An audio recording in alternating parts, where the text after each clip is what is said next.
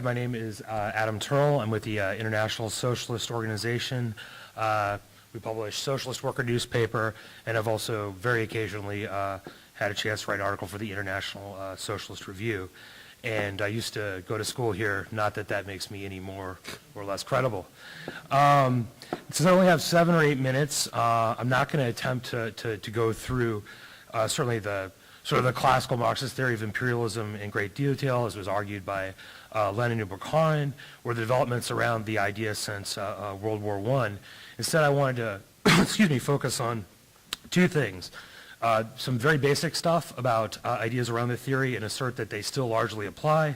And I think one of the most important debates, I think, on the left as it relates to the question of imperialism, do workers, to the vast majority of people here in the United States or in other economically advanced capitalist countries benefit or not from imperialism, and what does that say for the prospects about building an anti-imperialist movement? I think colloquially, excuse my mispronunciation of colloquially, whatever, imperialism is often used to describe maybe bad foreign policy or empire generally, whether it's the Roman Empire, Spanish colonization of the Americas, or the U.S. invasion of Iraq. And like I hinted before, Marxists tend to mean something more specific, that economic competition between major capitalist countries tied to finance capital, large banks, trusts, big corporation, tends to lead to political and military competition and conflict between different countries. And a competition for colonies, zones of influence, and today trade, political, and production networks, things like the North American Free Trade Agreement, the European Union, in order for the dominant capitalist powers to exploit, plunder, and use the markets of larger parts of the world. And I think that dynamic continues today. So for example, in the Middle East, the U.S. has invaded Iraq, and people rightly say for oil, but it's not just to sort of take the oil and then bring it back here so I can drive around in my SUV, not that I have an SUV, but to control the oil, partly because they're in economic competition and political competition with China that's using ever larger amounts of energy as it's industrializing right now. Am I going to get a warning when I'm... Sure, yeah. Okay, like maybe 2 minutes or something? Cool. You've only taken up 2 minutes. All right, great. Therefore, it's not simply about a bad foreign policy, but a necessity in terms of, for the ruling elites that rule the United States, that's driven by capitalist competition. And I think if that's the case, if war is endemic to the system itself, endemic to capitalism, it's necessary to raise the question of agency, of what force has the power and interest to oppose it, and I think get rid of imperialism once and for all. And sort of the classical Marxist position in mind is that working class people, the vast majority of people in the United States, the mass of wage workers, whether you work in an auto plant, at a Walmart, in offices, if you're a janitor, nurse, transport, I won't go through the list of all the jobs in the world. But most anyone who relies on selling their labor for a wage in both imperial and oppressed countries have the power and the interest to oppose imperialism for a number of reasons. One, because working class people are exploited. 2, because of the power workers have to shut down the system partially or wholly through partial or general strikes.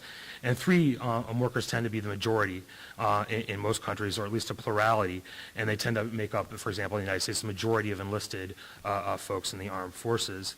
And I think one of the major questions on the left, and I brought it up before, certainly during the economic boom that followed World War II and during the rise of the New Left of the 1960s, during the Civil Rights Movement and the anti-Vietnam War movement, was the question of whether or not that the U.S. workers, the majority of people in the United States, benefited from U.S. imperialism, the United States' plunder of the world. I think most of the New Left eventually took the position in one form or another that at least large layers of the American working class did benefit materially from U.S. imperialism. I don't believe that argument was ever correct, but I believe it holds even less water today than it did then. I think the economic costs of imperialism are accrued almost entirely by those the U.S. exploits and oppresses abroad, and by working class people here at home. Certainly, the oil contracts and privatization that has occurred in Iraq is a wholesale theft of the wealth of Iraq, and up to the $1 trillion that the United States is expected to expend on the war is largely going to be paid for by Iraqis and by U.S. workers. For example, another 3 minutes. Sorry? 3. Okay, cool. Thanks. For example, here in Chicago with the county healthcare cuts, where they're talking about 17% across the board cuts at the only healthcare provider for 1.1 million people in the Chicago area who do not have health insurance. This is a huge expenditure being paid by the poorest people here in Chicago. And the benefits are accrued, I think, almost entirely by the very wealthy here and by tiny groups of collaborators abroad. The Halliburtons, the Kellogg Brown and Roots, the Bechtels, the Ahmad Chalabais before he fell out with the United States. And similar things can be said about the human cost as well in terms of, according to the study by the Lancet Medical Journal and Johns Hopkins, over 600,000 Iraqis have been killed, and as we know, over 3,000 American soldiers have been killed and thousands more wounded in the war in Iraq. Now, working class people in the United States may identify ideologically with U.S. imperialism, I think, but I think this is to our own detriment. It's been, I think, one of the greatest weaknesses of the U.S. labor movement that large parts of the leadership of the labor movement since World War II have identified with the national economic interests of major U.S. corporations and the drive for U.S. corporations to maintain their competitiveness with other firms around the world. That means that corporations have demanded more and more concessions from U.S. workers, especially since the 1970s, in order to compete. And a lot of times unions have gone along with that, and it's meant a massive decline in terms of the standard of living, the conditions of work, and the wages of most workers in the United States. And then further, by using trade agreements like the North American Free Trade Agreement, U.S. corporations have put workers in the United States into greater competition with lower wage workers in Mexico, driving down wages here, and also creating higher unemployment in Mexico, for example, by exposing Mexican agriculture and industry to a system set up to benefit U.S. firms. So paradoxically, even though jobs, what used to be the high-paying union industrial jobs in the United States may move a plant to Mexico, but Mexico has seen an actual decline in employment because of the North American Free Trade Agreement. And I think this has happened to the detriment of the majority of people in the United States, but there's been big dividends for U.S. corporations. In the 1990s, the United States' share of gross national product, the gross wealth produced in the world, which had been in decline in the 1970s and 1980s, started to rebound. But at the same time, wages, security, benefits, union rights for workers throughout most of the 90s continued to decline. And then were decimated even further in this decade. Just one statistic, in Illinois, between 2001 and 2004, median family income declined by about $6,000, and Illinois lost 200,000 manufacturing jobs.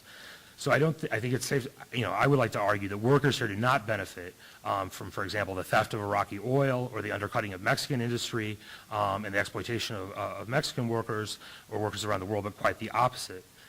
And I think that leads me to the question I want to ask as I wrap up my introductory remarks.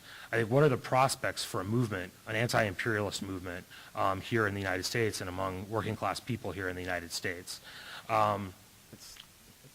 It's time. This is the last bit. Okay. More than, I think, to start off with, I can't get into all of it, but to start off with, more than 60% of the U.S. population has demonstrated repeatedly in polls in the elections, despite what the Democrats are actually offering, repeatedly their opposition to the war in Iraq. I believe that the material is there for anti-imperialist ideas to take root in the United States. I think imperialism breeds anti-imperialism. The crisis in Iraq, the economic crisis facing millions of workers here at home, has bred opposition to the war just as it has bred opposition to the occupation within Iraq. But we face a situation, and I believe it's one that some of the comrades here have been discussing on campus in the Platypus group, about how to rebuild a left that can actually present anti-imperialist ideas. When somebody turns against the war, an American worker turns against the war, is there somebody there to put forward an anti-imperialist analysis? Are the newspapers, the radical publications, the organizations, the anti-war groups there to articulate an opposition to the war and to imperialism that makes sense? And I think we're in a position of largely rebuilding that. Or do people hear the sort of common sense answers that are being put forward sort of by the Nancy Pelosi's and the Barack Obamas? They'll say that this war in Iraq, for example, is just a horrible mistake, a policy mistake, rather than part of imperial project in the Middle East that is, of course, connected, in my opinion, to the war in Afghanistan and to the U.S. support for the occupation of Palestine and the imperial needs of the United States overall. So I want to end with saying that the left needs to be rebuilt, and in that process of building as large as possible anti-war movement, like the protests we saw last weekend in Washington, D.C., the protests that will be coming up in March against the anniversary of the invasion of Iraq, and that has to be organized. And I think right now rulers are facing something of a crisis around the debacle in Iraq, and now is the time to seize a moment and the next moment to organize that. Thank you.